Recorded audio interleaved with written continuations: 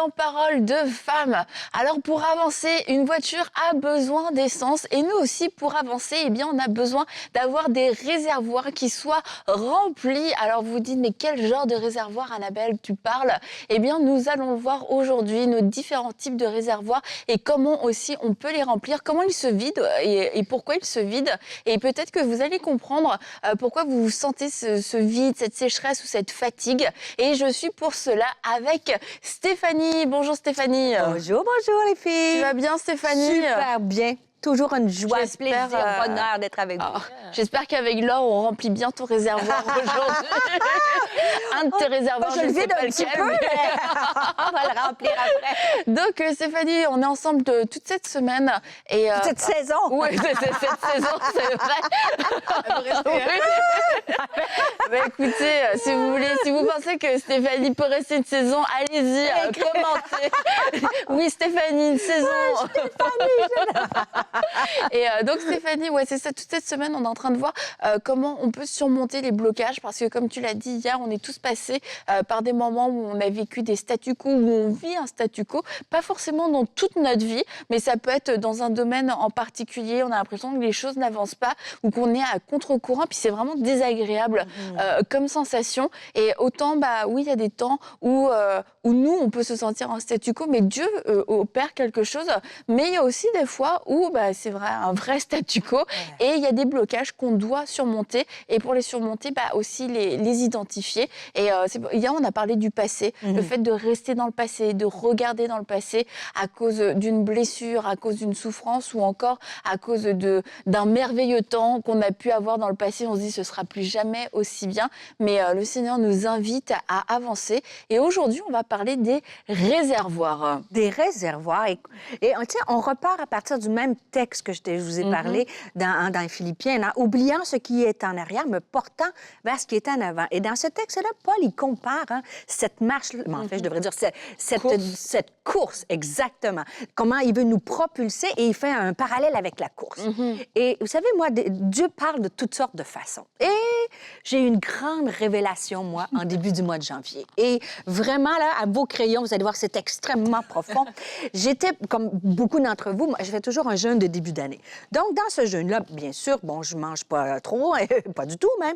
Et là, moi, je vais à la salle de sport au moins 4 fois semaine. Donc, j'ai eu l'idée, même si oui, mais merci. Bravo. Tu sais que j'ai déjà, mais vous savez que j'ai déjà couru un marathon, hein? C'est vrai? Eh oui. Wow. Bon, je l'ai couru en 1 mois, mais je l'ai couru.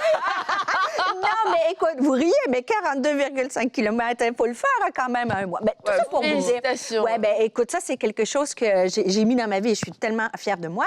Mais là, j'étais dans mon jeûne et je me dis, bon, je vais aller m'entraîner. Et au gym où je vais, à la salle de sport, il y a toujours comme des benchmarks, c'est-à-dire des objectifs à atteindre. Et la journée que je suis allée, il fallait courir, par exemple, mettons, 3 km en X temps, peu importe. Alors là, tu t'es dit, c'est pour moi. C'est ma journée. Fait que là, je commence à courir, tu vois. Et là, je regarde les filles à côté de moi, des gazelles, tu vois, sur le tapis roulant, là. Et ben, mais elle court et ça fait pas de bruit. Rien! Elle est grande, les cheveux au vent. Il n'y a rien qui bouge de nulle part. Toi, t'es parfait.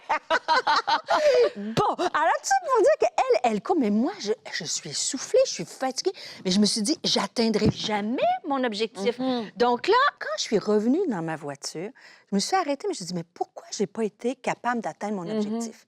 Et là, le Saint-Esprit m'a parlé. Imagine-toi, dans cette grande idée de génie d'aller courir sans avoir mangé, c'est comme si le Seigneur me disait, c'est la même chose dans ta vie. Quand ton réservoir est vide, tu ne peux pas aller plus loin, tu ne peux pas atteindre tes objectifs. Tu n'es pas à ton plein potentiel. Tu n'es pas à ton plein potentiel. Et là, ça m'a ramené à la pensée que Dieu nous a créés avec des réservoirs. Un peu, et on comprend bien pour une voiture, comme tu l'as dit en introduction, si je ne mets pas d'essence ou de carburant dans ma voiture, ou si j'en mets et le réservoir est vide, je ne peux pas aller plus loin. Et les réservoirs que nous avons, la Bible nous dit que Dieu nous a créés corps, âme et esprit. Donc, dans ma façon on peut imaginer ça, c'est comme s'il y a un réservoir qui est physique, corporel, on a un réservoir qui est spirituel et un réservoir qui est émotionnel.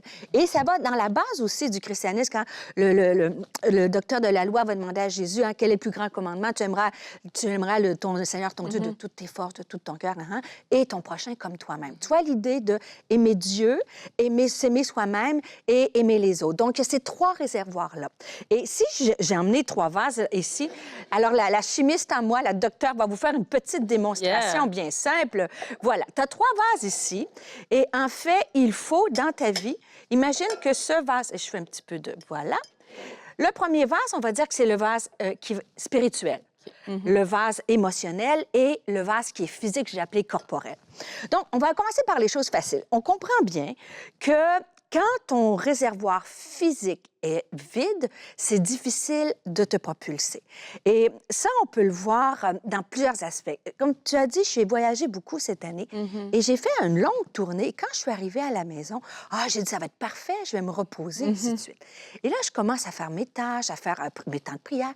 Mais les filles, j'étais déprimée, tout était noir, ma vie était finie. Mon mari, qui est le meilleur mari du monde, n'était pas... Tu comprends? Mes ans, tout... Et là, je me suis arrêtée, mais je me dis, mais qu'est-ce que j'ai? En fait, grande révélation, c'est que mon réservoir physique était vide. Et il y a beaucoup de femmes, peut-être tu écoutes cette émission-là, tu te sens fatiguée physiquement. Et des fois, on n'avance pas parce qu'on est juste fatigué. Alors, il faut se donner le droit de remplir notre réservoir physique, de venir soit devant Dieu, demander, Seigneur, viens me remplir. Et ça, il y a une portion que Dieu peut faire. Mais il y a une portion qui est notre responsabilité. Et je ne sais pas pour vous, mais pour beaucoup de femmes, c'est extrêmement difficile de s'arrêter et de venir remplir le réservoir physique, de se reposer. Et là, je vous parle à quelqu'un qui développe ça dans sa vie. Je commence. Donc, tu vois, au moins, je t'encourage. Si tu es comme moi, mais je vous le dis sincèrement devant Dieu, je ne l'enseignerais pas si je ne le faisais pas. Vraiment, depuis 1 an, j'essaie de faire attention à ne pas être exténuée physiquement et de me récompenser. Et récompense, se récompenser et se reposer. C'est 2 mots extrêmement importants. Donc, tu es une maman à la maison, tu es au boulot, tu es impliquée dans ton église. Peut-être que tu t'analyses, ma vie ne va pas, je suis dans un statu quo. Peut-être que tu es juste fatiguée. Donc, ça, c'est la première chose qui semble simple, mais pas si facile à mettre en pratique pour beaucoup d'entre femmes. Donc, faites avec moi, je relâche et je me repose. Tu sais, et avoir un Il y a hobby... quelqu'un qui vient de s'endormir, là. Non, mais juste avoir un hobby, faire quelque chose pour ça. Avez-vous des hobbies, vous, les filles, pour vous changer les idées? Moi, j'aime cuisiner. J'aime la lecture. Et on a le droit de se reposer. Est-ce que vous êtes... Laure, toi, c'est les marches. Ouais, mais je commence à lire aussi. Ah, j'aime bien, bravo! Je commence à développer ça, puis j'aime apprendre à cuisiner. Donc moi, je peux pas dire j'aime cuisiner parce que c'est nouveau, mais j'aime apprendre à cuisiner. Non, mais là, tu te dis ça, genre, tu cuisines pas, mais tu cuisines, en fait. C'est Ouais, mais quand tu cuisines, on dirait que t'es une artiste de la cuisine. Voilà. Ou, tu sais, ça peut être juste prendre un bain moussant. Moi, il y a été une grande période de ma vie où j'étais tellement occupée et dans mon ADN, c'était comme péché de se reposer. J'avais pas... Et là, j'ai fait un genre de talk show, puis là, tu sais, une question qui a été posée. Puis là, la femme, elle me dit, mais vous, dans votre équilibre de vie, qu'est-ce que vous faites pour vous reposer? Moment d'égarement. Là, j'ai dit simplement, j'allume des bougies. Là, après ça, j'ai pris la main, mais je me dis, mais toi, ta vie, c'est j'allume une bougie. C'est bon, les bougies, ça fait relaxer. Mais tu vois l'idée que mon équilibre, c'était pas équilibré, ma vie. J'essaie, j'y travaille. La deuxième chose, c'est le réservoir spirituel. Cela, on le comprend aussi facilement parce que si tu n'as pas de relation avec Dieu, si tu nourris pas ton âme, c'est sûr que tu vas te vider et c'est difficile d'avancer. Dieu est la première source. Donc, quand on se sent vide spirituellement, on demande à Dieu, on peut aller à l'église, lire un livre. Seigneur, viens me remplir. Mais, encore là, Dieu m'a défié. Je ne sais pas pour vous, mais moi, je ne dirais pas mon âge, mais ça fait de plus de 40 ans que je connais le Seigneur Jésus personnellement. Donc, ça fait 40 ans que je lis la Bible. Donc, ça fait 40 ans, Je disais ça à mon fils, je disais, hey, j'ai dit, Jérémy, ça fait 40 ans que je lis la Bible. Il dit, maman, tu réalises-tu que ça fait 40 ans que tu lis le même livre? T'as pas compris encore? Et là, ça m'a frappée parce que c'est important, quand tu dis lire le même livre pendant 40 ans, il faut que pour remplir ton réservoir, je sais, je vous regarde, vous êtes belles comme des anges spirituels. Mais moi, qui peut m'arriver d'être... Est-ce que ça vous est déjà arrivé de lire la Bible et c'est moins nourrissant? Le réservoir se remplit moins parce que ça fait 40 ans que je fais de la même façon. Donc, je veux, pour aller plus loin, briser le statu quo, il faut que tu ailles remplir ton réservoir. Bien sûr, tu demandes à Dieu, il vient, mais, comme le premier réservoir, il y a une part, c'est notre responsabilité. Donc, je veux nous défier à trouver des façons différentes de remplir ton réservoir. Que ce soit de lire une nouvelle version de la Bible, que ce soit de regarder les émissions Paroles de femmes, des webinaires, d'acheter des choses qui s'appellent des livres, qui existent encore, après les podcasts, des choses comme ça, mais de trouver une façon différente de remplir ton réservoir spirituel. Et que ce soit, même, je parle à quelqu'un, tu es impliqué dans ton Église, il faut que tu te ressources, mais il faut que tu te renouvelles. Même dans la communication de la parole. Comme je parle pour ma part, moi, je suis une communicatrice. Cette année, j'ai pris du temps à part pour aller dans une conférence qui s'appelait Speak aux États-Unis avec les plus grands, pour moi, anglophones. Il y avait Christine Caine, Priscilla Shirer, ils étaient toutes réunies au même endroit. Et pendant 2 jours, ça m'a coûté des sous, ça m'a coûté du temps, mais je suis allée 2 jours là me renouveler. Et je crois que pour briser le statu quo, il y a une part, c'est notre responsabilité d'investir peut-être un peu de temps, d'argent pour relire. Et tu vois, là, j'ai commencé à lire la Bible en anglais parce qu'il y a des choses un peu différentes. Donc, ça, c'est mon deuxième réservoir. Mais là, celui qui m'intéresse, c'est celui, je m'en viens ici. OK. Voilà! C'est le réservoir émotionnel. Parce que je crois que ça, des fois, comme femme, on va le négliger. Et on a tous un réservoir émotionnel, c'est-à-dire on a tous besoin d'aimer et d'être aimé. Ouais. Et là, je veux briser le mythe de la superwoman. Moi, je suis pas une dépendante affective. Moi, j'ai pas besoin. Moi, je suis autonome. Tout ça, OK? C'est la façon dont Dieu nous a créés. On a besoin d'aimer et comme femme, hein, on se donne dans la vie. Quand on se donne dans la vie, par exemple, de nos enfants, on va vider notre réservoir émotionnel. On donne de l'amour. On va se donner dans la vie de notre mari. On va se donner peut-être dans notre vie avec des amis, des copines qu'on veut aider, des collègues de travail. Et là, tu te déverses. Et tu te déverses émotionnellement de tout ton cœur. Et tu peux arriver à une période de ta vie où le réservoir, il n'y a plus rien. Il est vide. Des petites gouttes. Et je crois sincèrement, c'est très imagé, mais je suis convaincue, parce que moi, je me suis reconnue dans une période de ma vie où je me donnais partout. Et le réservoir émotionnel, il était vide. Et je suis sûre que je parle à quelqu'un. Non, c'est toi. Tu te sens comme ça. Tu dis, Stéphanie, j'aime Dieu, j'aime ma famille, tout ça. Mais je suis vide. Comment on remplit le fameux réservoir émotionnel? Ah oui, c'est la grande question maintenant. Comment on remplit le réservoir émotionnel? Peut-être juste avant de voir comment on remplit, c'est Qu'est-ce que je voulais dire? C'est qu'il y a des symptômes quand notre réservoir est vide. T'as raison. Il y a des symptômes dans notre façon d'être. Oui. Quelquefois, même nous-mêmes, on ne se reconnaît plus. On se dit, mais tu revois une photo de toi, tu te dis, mais j'avais l'air heureuse, j'avais l'air pétillante, la vie avait l'air tellement plus facile à cette époque. Et tu te dis, mais pourtant, quelquefois, il n'y a pas eu de drame. Oui, il y a eu la vie et tout ça. Et en fait, tu te rends compte, c'est parce que tu roules sur ta réserve. Les gens, vous qui me connaissez, hein, les filles maintenant depuis des années, vous savez que je déteste aller mettre de l'essence. Et, moi aussi, et je fais preuve d'une créativité exceptionnelle pour que d'autres personnes aillent mettre de l'essence dans ma voiture. Non, mais franchement, je suis assez forte hein, quand même. Mais ça m'est arrivé plusieurs fois de rouler dans la réserve et tu passes par tout type d'émotions parce que tu sais que...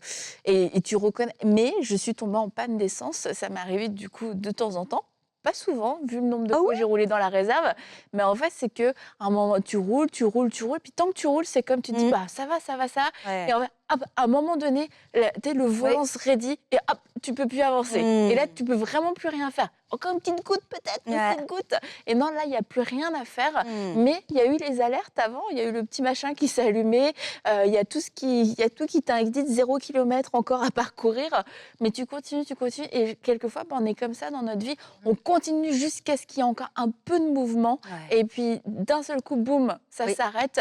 Et c'est là où on peut remettre beaucoup de choses en question. Tout à fait. Et tu peux envoyer ta voiture chez le garagiste. Oh, ma voiture a un gros problème, le moteur, etc. En fait, non, il faut juste remettre de l'essence, madame. Ouais, exact. Et dans notre vie, quelquefois, c'est ça, en fait. Le gros problème, on a l'impression que c'est un gros truc, mais c'est parce que le réservoir est vide. Et vide, Je exactement. pense que ça va aussi être, on va le ressentir dans notre système de pensée, parce que je pense que les 3 finalement réservoirs dont tu parles viennent affecter en premier notre système de pensée, la façon dont on va penser, la façon dont on a du mal à prendre du recul, à être objectif. Tu sens des petites tensions dans la famille aussi, tu sais pas pourquoi, mais tu étais à fleur de peau un peu, tu vois, il y a tout qui... Et c'est là où aussi tu dis, attends, mais on dirait que ça fait un petit moment là, j'ai plus de grâce, tu sais, je suis comme, il y a tout qui m'énerve, les fruits de l'esprit, je sais pas où ils sont, je comprends pas. Donc c'est aussi ce moment-là, peut-être se poser ces questions, peut-être que j'ai besoin de repos, peut-être que j'ai besoin de passer du temps avec Dieu. Oui, exactement. Et ça, c'est important de le faire, de s'arrêter, de dire, je fais l'analyse de comment mes réservoirs sont. Une vie équilibrée, c'est lorsque les réservoirs sont à niveau. Bien sûr, dans une vie idéale, c'est quand tous les réservoirs sont à niveau. Plein qui débordent. Mais il y a des moments où c'est un peu déséquilibré. Et là, il faut se réévaluer. Et pour le réservoir émotionnel, en fait, la Bible dit, la bouche parle de l'abondance du cœur. Donc, c'est vrai que les paroles, ça peut être aussi un système d'alarme, l'épuisement, le manque de désir de toutes sortes. Mais comment on remplit ce réservoir-là? Bien sûr, on commence toujours à la base. Hein? Dans Romains 5,5, c'est écrit que Dieu répand son amour dans nos cœurs par le Saint-Esprit. Bien sûr que tu peux aller dans ta chambre, tu peux prendre un temps de dire, Seigneur, viens me remplir émotionnellement. J'ai besoin. C'est la source. Hein? Il est amour, il est le Dieu d'amour. Il n'y a rien qui peut nous séparer de son amour. Donc, c'est la source. On peut lui demander ça. Mais comme j'ai dit tout à l'heure, il y a une portion que lui peut venir faire, mais il y a une portion que c'est notre responsabilité. Et dans le réservoir émotionnel, affectif, comment on peut le remplir? C'est à travers comment on a été créé, c'est à travers les relations. Donc, c'est d'évaluer, tu dois réévaluer et recentrer tes relations. Comment? Parce que si on est honnête, il y a des relations qui sont demandantes. Qui prennent. Tu sais, là, des fois, on se donne dans la vie de tout le monde. J'ai dit ça tout à l'heure, mais on se donne dans la vie de nos enfants, c'est demandant. Donc, est-ce qu'il faut évaluer comment sont mes relations? Est-ce que j'ai des relations? Bien sûr, dans notre mari, nos enfants, on est appelé à les nourrir et demander la grâce de Dieu de nous aider. Je vais aller au niveau de l'amitié. Est-ce que dans tes collègues de travail ou dans l'amitié ou dans l'Église, des amis dans l'Église, est-ce que tu es aux prises avec des relations qui te vident, des relations qui sont toxiques?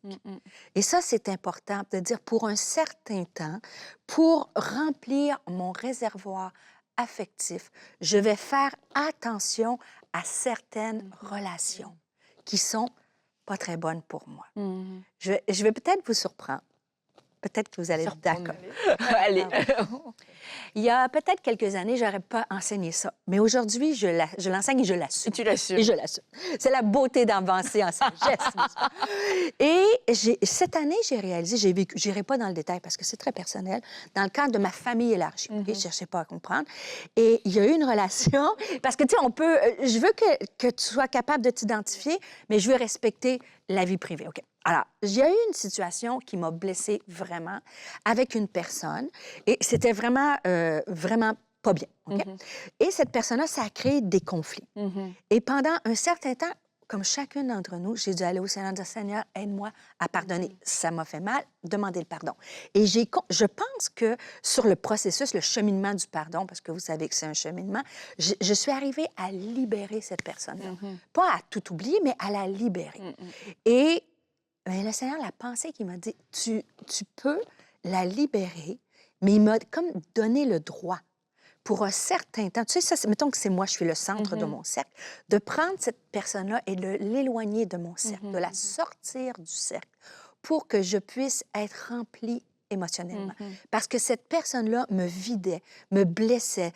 Ça ne veut pas dire qu'elle ne reviendra pas dans un processus de pardon, que tu peux la ramener près de toi, ou peut-être tu vas la laisser loin de toi. Mais je veux briser le mythe que pardonner, c'est ramener tout le monde, des relations toxiques, des gens autour de toi. Donc, si tu écoutes peut-être cette émission-là, puis tu te sens vide, puis tu identifies une personne qui te vide ton réservoir, je pense que c'est sain, je vais redire la même phrase qu'hier, S-A-I-N, et sain, S-A-I-N-T, de la sortir pour un certain temps du cercle. Mais avant, moi, je me sentais coupable parce que je me suis dit, la Bible me demande de pardonner. Donc, le pardon, c'est deux choses. Mais deux choses, je peux pardonner, mais la Bible dit, aime ton prochain comme toi-même. Et si je m'aime, je peux me protéger de quelqu'un qui me fait mal. Donc, ça peut être dans ta famille, ça peut être un collègue, ça peut être quelqu'un dans ton église, mais de prendre le temps. Et ça va t'aider à remplir. En tout cas, ça va t'aider à moins vider ton réservoir affectif. Parce que quand on pardonne, et c'est ça on se rappelle, il est question de nous. Quand moi, je pardonne à quelqu'un, il n'est pas question de la personne. Non. Mon pardon ne change pas la personne. Non. Le pardon, c'est moi qui Oui. me libère et qui ferme la porte à toute forme d'offense, d'amertume et qui accepte la guérison. Et après, le cheminement de la guérison suite au pardon va être différent d'une situation à l'autre. Il y a des fois, oui, il va y avoir une réconciliation, mais d'autres fois, c'est juste que on relâche la personne et puis on cheminera plus ensemble. Mais on ne cheminera plus ensemble par choix, mais pas par blessure, en fait. Et c'est de se dire, OK, et surtout si la personne, elle, n'a fait aucun cheminement, n'a rien changé à sa vie, et que quand elle revient dans ta vie, elle fait tout le temps exactement les mêmes choses, à un moment donné, faut se dire, OK, Seigneur, est-ce que c'est pas moi qui m'expose, en fait? Et il y a des gens qui, non seulement, oui, tu vas te déverser, mais il y a des gens, ils attendent pas que tu te déverses. C'est comme, ils te vident, ils se servent eux-mêmes en toi. Et c'est comme, dès qu'ils t'approchent, tu te sens aspiré. Et c'est là où on doit être responsable. Chacun est responsable de soi-même. Et garde ton cœur plus que toute autre chose. C'est à moi de veiller sur mon cœur, de me dire, mais attends, il n'y a personne qui peut venir se servir, surtout dans le cas d'une relation toxique. Ça veut dire que c'est moi qui ai laissé un accès à cette personne-là. Et j'ai le droit de fermer cet accès. J'ai le droit de mettre certaines limites. Et ça ne veut pas dire que je ne marche pas dans l'amour. Et le fait de tolérer des comportements qui ne sont pas tolérables, c'est pas ça l'amour. Parce qu'on voit que Dieu lui-même, qui est amour, un amour parfait, va mettre des limites. Il nous demande d'arrêter, il nous demande de renoncer au péché. Parce que le péché crée une distance. C'est pas lui qui veut créer la distance, mais il y a des actions qui créent des distances. Et c'est pareil dans nos relations. Et je pense à Jacob et Laban. Jacob a été fidèle avec Laban, mais Laban continuellement est en train de l'arnaquer. Oui, bientôt. Et puis à un moment donné, Jacob est parti. Je ne dis pas que la manière dont il l'a fait, ce serait tout un message, mais la manière dont ils ont pu continuer ensemble, c'est en séparant leurs chemins. Ils ont dit, OK, on va faire un repas. Ils se sont comme réconciliés. Et après, voilà, chacun doit avancer de son côté, parce que sinon, Jacob allait constamment se faire bouffer par Laban, parce que Laban n'allait pas changer, en fait. Et c'est bon, oui, quelquefois, de savoir prendre nos distances, mais de ne pas d'utiliser ça non plus systématiquement, sans être passé par le pardon ou quoi que ce soit comme une excuse. Mais là, on n'est pas en train de parler de ça aujourd'hui. Absolument. Et l'autre chose qui vient de notre réservoir, bien sûr, il y a des relations, comme ça, des gens qui viennent nous vider, mais il y a aussi, j'ai employé le terme de faire attention au burn-out affectif, émotionnel. Et ça, c'est quand on essaie de plaire à tout le monde. Et ça, c'est évident.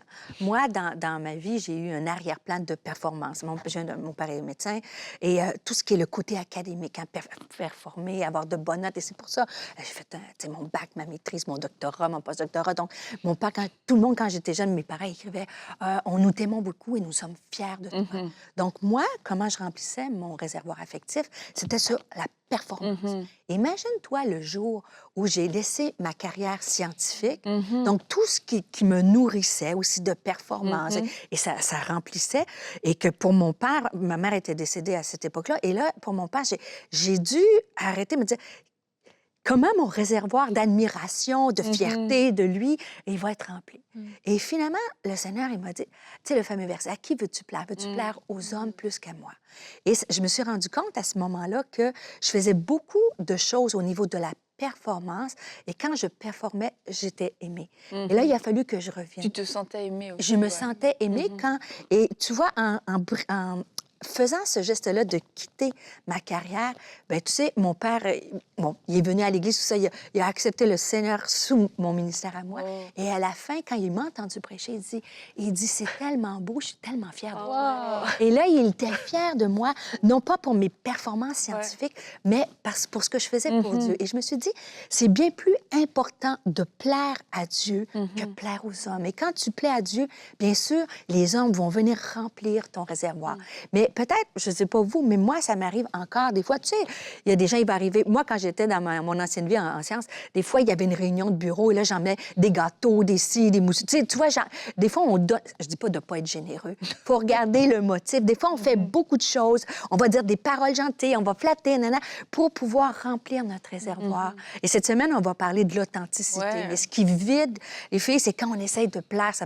C'est bien sûr plaire à Dieu, rechercher les fruits de l'esprit, l'amour et la compassion.